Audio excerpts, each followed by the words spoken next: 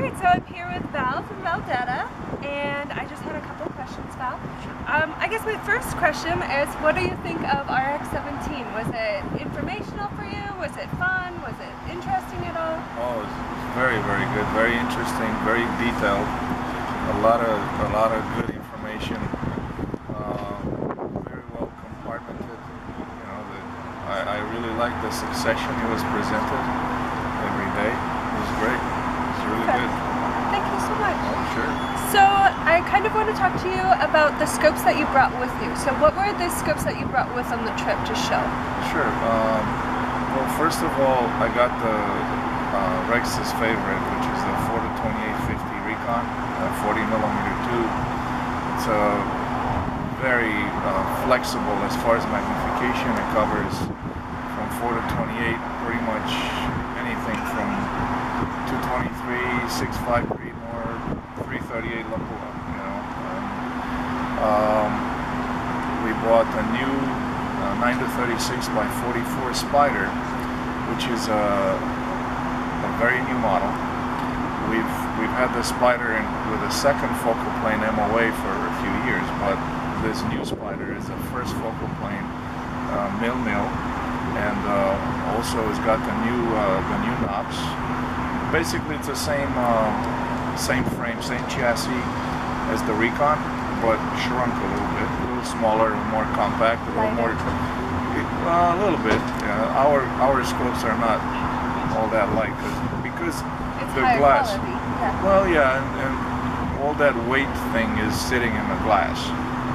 We use what Schott Germany calls it a double compressed glass, and it's a little more dense, a little more, a little heavier than usual glass. So, and then I bought a 12-52 Terminator, the 12-52-56, and a couple of spotting scopes, which myself and a group of my friends went out and shot some really long range, and I pretty much learned about the optical spotting scopes that we had, and never had a chance to use them and really put them to test at long range, and they did extremely well, better than I thought they were. So we bought the Optolith 100mm, which is I believe is still the only 100mm spotting scope German made available, and we have a 45 fixed power eyepiece for it with a reticle, wide angle. Again, it's a stunning image. And then we bought the smaller compact, which is an 80mm. And the spotting scopes, we have 3-4 different eyepieces, and they're interchangeable. The newest is definitely the eyepiece with a reticle.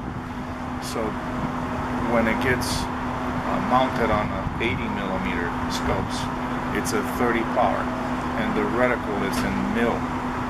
When it gets mounted on 100mm, it's an MOA reticle.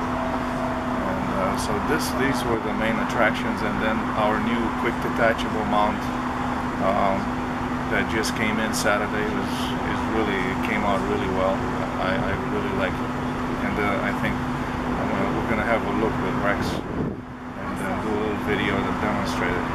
Very cool.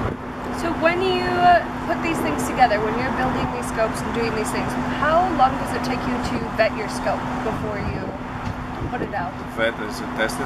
Yes. Well, they're built overseas. I don't have anything to do with the construction of the scope. They're built by IOR in Romania and Bucharest. The glass is imported from Germany over there, and they use a glass from Schott Germany, and the glass either comes in blocks or it comes pre-cut, and IOR grinds them and polishes it, coated, you know, and the mechanisms are made there, the housing, that's pretty much everything is made in-house. They use some components from Germany as far as illumination and LEDs and all that stuff. Okay. Some springs from the US, actually. There we go. Yes, we did mention that. Yeah. That's really cool. Yeah. So What is your favorite new technology with scopes? What's something newer that's just exciting? Boy, I'm thinking sometimes, what else can you innovate in rifle scopes? And boy, it's really difficult because we did so much, you know, as far as reticles, as far as going to the mechanics to offer the big turrets with 100 clicks, 25 MOA or 10 mils, depending on the model, in one single revolution. We did the secondary point of impact to be able to obtain 2 zeros on the same elevation knob. We did the BDC knobs. A lot of people do that. On and on and on. We did the 35 millimeter tube and then 40 millimeter tube, which is really a spectacular improvement as far as rifle scope design. We did 6x zoom scopes, started in 2004 with the 3-18 42 and the 2-12 32. The 7x zoom in 2007 with the 4-28 56. Boy, it's just keep on the up and up. Yeah, the 10x zoom was probably just as significant. The 1-10 by 26 was a straight 35 tube, very compact. And we made that in 3 versions. First focal mil-mil, second focal mil-mil, and 2 reticles, where we had a reticle in the first focal plane and one in the second focal plane. The red dot is in the second focal plane, so it doesn't change size. It stays visible at 1 power.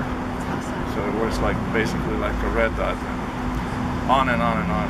It'll be so. But to come back to your first question, when we have a new model, as far as testing, because I didn't really answer that question correctly. We have a group of guys that shoot big guns, 338s and 375s. So every prototype goes through the ringer. So, and it gets shot heavily on both calibers. And once all of us are satisfied that okay, it tracks, optics are great throughout the magnification range, it's good to go. Well, and I love that you say that they test them on the big guns, because that's one thing Rex always says, is that they are durable and they can do it. They can do anything. Yeah, it doesn't make, I mean, anybody can make a scope that'll hold on 223, you know, or 22-250, shoot coyotes and stuff, but 338, 375 up there. It's a difference. 408s, it's a different ballgame. Well, very cool. Well, thank you for all the information, Val. No problem. You're very welcome. And Pleasure. for coming. Pleasure. Thank you. Val Leatu.